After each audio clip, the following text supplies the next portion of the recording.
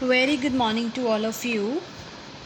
I hope you all are doing well. Open your workbook, part 1, and page number 40. Today we are going to do worksheet number 10. I'm counting down to 5. You have to open your workbook, part 1, at page number 40, worksheet number 10. 1, 2, 3, 4, 5. Okay, let's start. So first question is, read the sentences and tick the correct answer. We have to read the sentences. 3 options are given and we have to choose the right option, okay, according to the question. So in first question, which of the following is the opposite of being terrifying? So in this we have to select opposite word of terrifying. Opposite को हम antonym भी बोल देते हैं, antonym जिसको हम बोलते हैं. ओके, एंटीनम आप लोग करते हो ना, कि जैसे फैट का क्या होगा, फैट होता है मोटा और पतला थिन हो गया है ना, तो इस अकॉर्डिंग हमने ऑपोजिट वर्ड को क्या करना है, चूज़ करना है. एंड इन फर्स्ट क्वेश्चन इसमें टेरिफाइंग का मीनिंग क्या होगा. टेरिफाइंग होता है जो बिल्कुल डरावना होता है ना.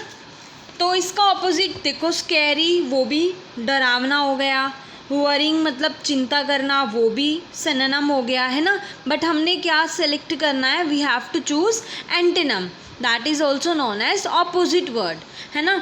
तो इसका आंसर क्या रहेगा, कंफर्ट. कंफर्ट होता है जो बिल्कुल मतलब कंफर्टेबल हो, आराम से हो, तो उसका तो ऑपोजिट क्या बनता है, कंफर्टिंग. तो ये फर्स्ट का आंसर था. I am going to do only first question. Second question you will do your self, because वो फर्स्ट क्वेश्चन पे ही डिपेंड रहेगा. अगर आपको फर्स्ट क्वेश्चन में हर एक जो वर्ड है उसका मीनिंग अगर पता चल जाता है तो you can do it yourself by the second question. Okay, so question B is, which of the following is the meaning of claim. Claim होता है जो चीज़ अपनी हो और हम उस पर क्लेम कर रहे हैं कि हमारा वो चीज़ है ना. लाइक आपकी पेंसिल है, आपकी पेंसिल जो है वो किसी दूसरे पर्सन के पास है और वो आपको दे नहीं रहा है, then you can claim it. आप उस पर क्लेम कर सकते हो कि दिस इज़ माई पेंसिल है ना.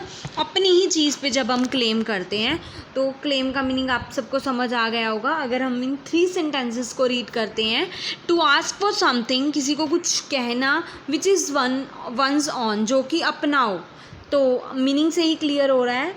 तो आप आंसर मेरे से पहले ही मैच कर लेना. टू होल्ड समथिंग टाइटली, किसी चीज़ को टाइटली पकड़ लेना. और टू आस्क फॉर समथिंग, किसी चीज़ के लिए पूछना. I am counting down to 3. You have to do this question by yourself. 1, 2, 3. अब आप मैच कर लेना कि आपका जो आंसर है वो सही है या गलत है. Then answer is option first, to ask for something which is of one's own. जब हम अपनी ही चीज़ के लिए स्टैंड लेते हैं, बोलते हैं, दैन हम उसको बोल देते हैं क्लेम. नेक्स्ट क्वेश्चन आ जाता है, विच of the following is an example of reflecting. मतलब इसमें हमने उसकी एग्जाम्पल बतानी है जो कि सेम मीनिंग की ही होगी.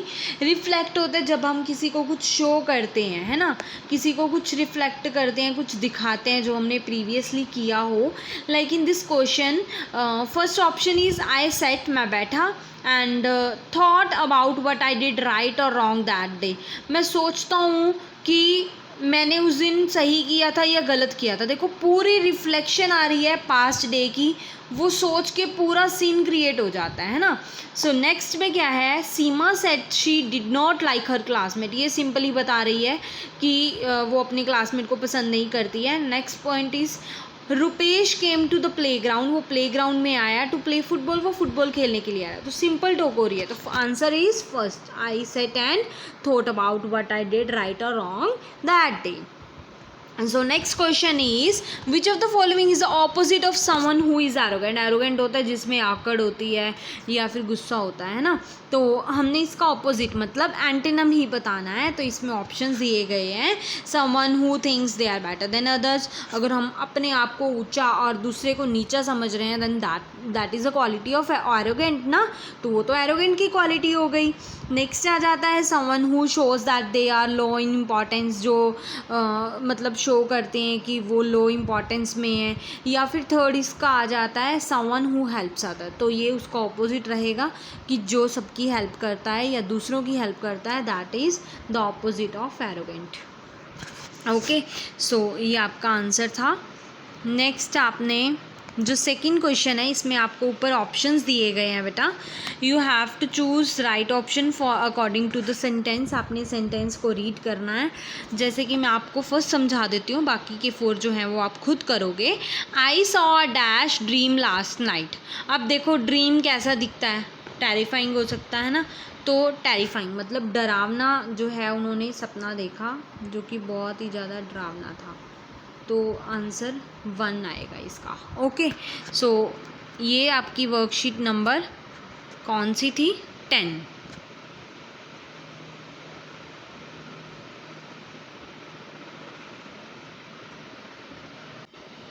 Okay, now we are going to do chapter number next chapter name is growth pangs.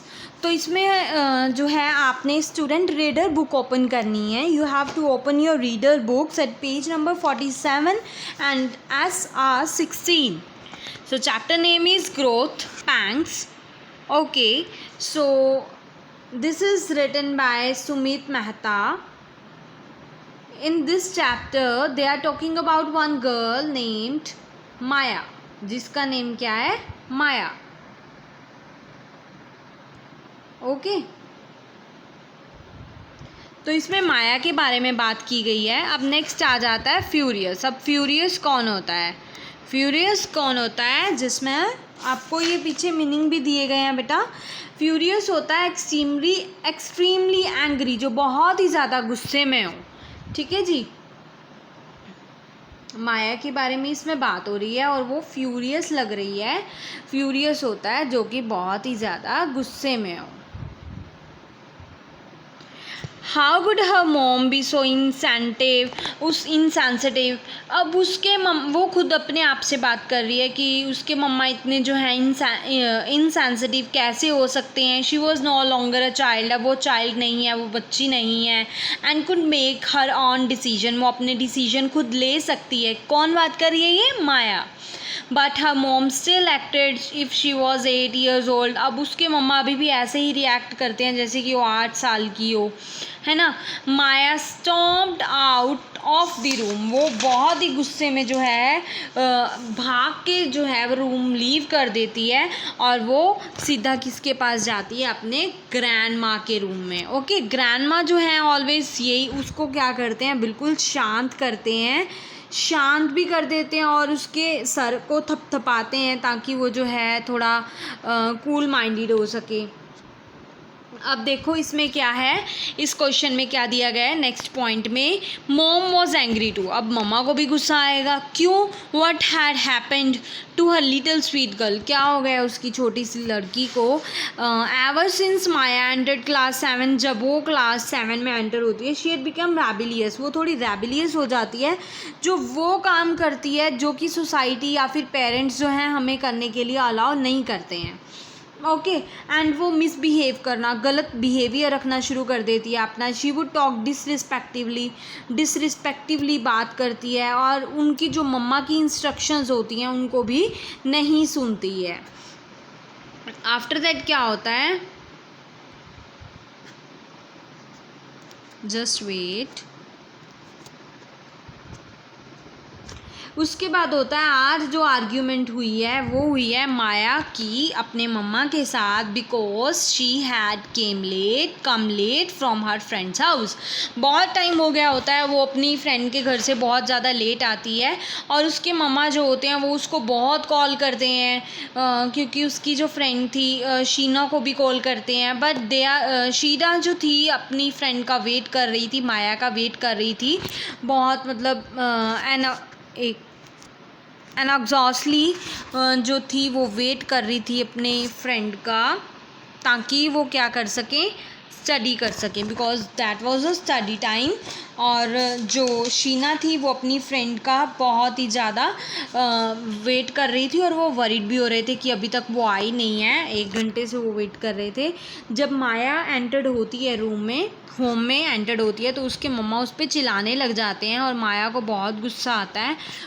उसको ऐसा लगता है कि अब उसके मम्मा का जो रिएक्शन है वो टू मच हो चुका है, बहुत ज़्यादा हो चुका है। After all she was studying with Sheena for the upcoming unit test. अब देखो वो शीना के घर गई हुई थी, ठीक है, और उसके जो मम्मा थे वो कॉल कर रहे थे, ना ही शीना पिक कर रही थी ना ही वो पिक कर रही थी, बट वो जो थी वो क्यों गई थी, फॉर स्टडी पर्पस, है ना। वो यूनिट टेस्ट के लिए अपने आप को प्रिपेयर कर रही थी। बहुत हैंडिड आप टेकिंग जो अपने आपस में वो बात करते हैं वो रूडली बोलना शुरू कर देते हैं और जो माया होती है उसको गुस्सा आता है और वो गुस्से में बाहर चली जाती है, अपने घर आ जाती है। जब डैड घर आते हैं, अब डैड की बात हो रही है, डैड जब घर आते हैं तो वो देखते हैं कि मम्मा और डॉटर में कोई तो बात हुई है, क्योंकि वो एक दूसरे से बहुत गुस्सा हैं। He knew that as Maya was growing up, उसको पता है कि माया जो है वो बड़ी हो रही है, वो खुद अपने डिसीजन लेना चाहती है और वो ये चाहती है कि दूसरे पर्सन से भी मेरे पे क्या करें, ट्रस्ट करें। हमें भी यही होता है ना कि हम करेंगे अच्छा काम, बट हम पे कोई ट्रस्ट करने वाला होना चाहिए, है ना। तो ऐसा सीन था वहाँ पर। अब उसके फादर जो है वो घर पे आते हैं।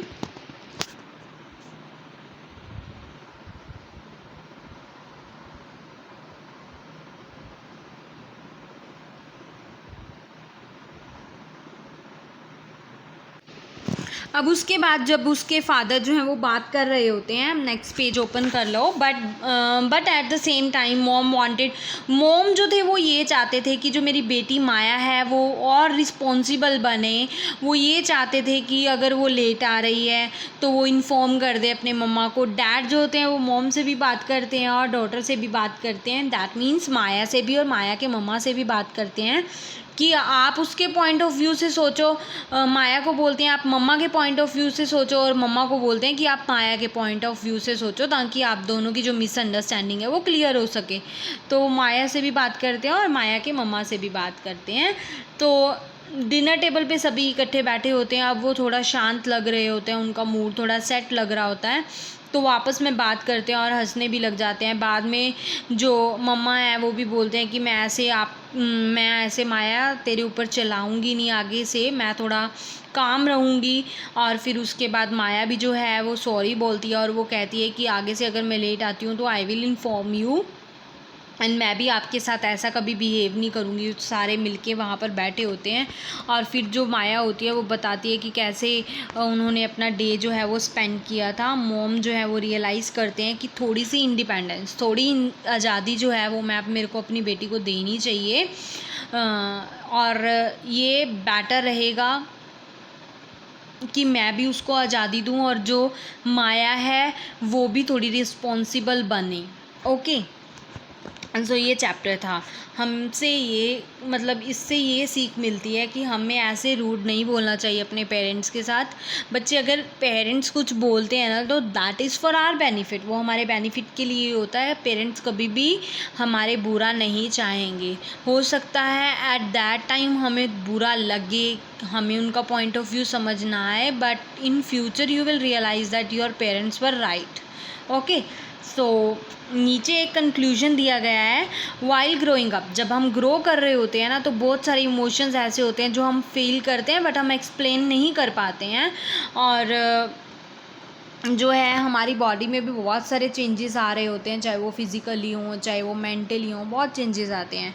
तो हमें we have to accept these changes and aware of them, हमें अवेयर रहना चाहिए और इन चेंजेस को क्या करना चाहिए, एक्सेप्ट करना चाहिए। अपने पेरेंट्स से टॉक करो, अगर आप सैड हो, गुस्सा हो या फिर फ्रस्ट्रेट हो रहे हो, आप उनसे बात करो, बट ऐसे कभी भी बिहेव ना करो।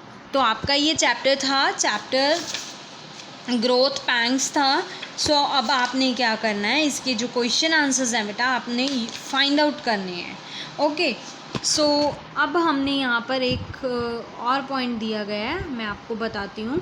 यहाँ पर है कंपेयर एंड कॉन्ट्रास्ट करैक्टर, हमने कंपेयर करना है। अब देखो कंपेयर होता है जब हम दोनों में देखते हैं कि क्या सिमिलर है, और कॉन्ट्रास्ट होता है जब हम देखते हैं कि मतलब क्या इसमें डिफरेंट है। तो ये आपको पहले भी करवाया गया है, जब हम इस स्टोरी में रीडिंग कर रहे हैं तो हम जितने भी यहाँ पर कैरेक्टर्स होते हैं हम उनको कॉन्ट्रास्ट और कंपेयर करते हैं, ताकि हम उनके ट्रेट्स के बारे में और उनके एक्शंस के बारे में बेटर अंडरस्टैंड कर सकें, है ना। सो इस डायग्राम में रानी और जो है माया, इन दोनों के बारे में ही बताया गया है कि इन दोनों में क्या डिफरेंस था। बेटा जो अलग सर्कल में होगा ना, ये वाला होगा, ये और ये डिफरेंस होगा इन दोनों में कि क्या डिफरेंस था। ओके, ये डिफरेंस है, और ये जो है ये होती हैं सिमिलैरिटीज़। क्या होती हैं, सिमिलैरिटीज़, ये इनकी सिमिलैरिटीज़ होती हैं। तो आपने ये अकॉर्डिंग टू चैप्टर जो है वो फाइंड आउट करनी होती हैं, क्योंकि देखो अब ये रानी है, थोड़ी फोकस रखती है, ठीक है, और जो ये है रेबेलियस है, मतलब ये कुछ अगेंस्ट कर देती है, मिसबिहेव करती है, और जो रानी है वो टेंशन बहुत लेती है। बट इन दोनों में सिमिलैरिटीज़ भी हैं। सिमिलैरिटीज़ क्या रहेंगी, दे बोथ आर रिस्पॉन्सिबल, वो रिफ्लेक्ट करती हैं, सोचती हैं कि उन्होंने क्या परफॉर्म किया, और मिस्टेक्स को भी एक्सेप्ट करती हैं। तो आपका ये चैप्टर जो है फिनिश होता है।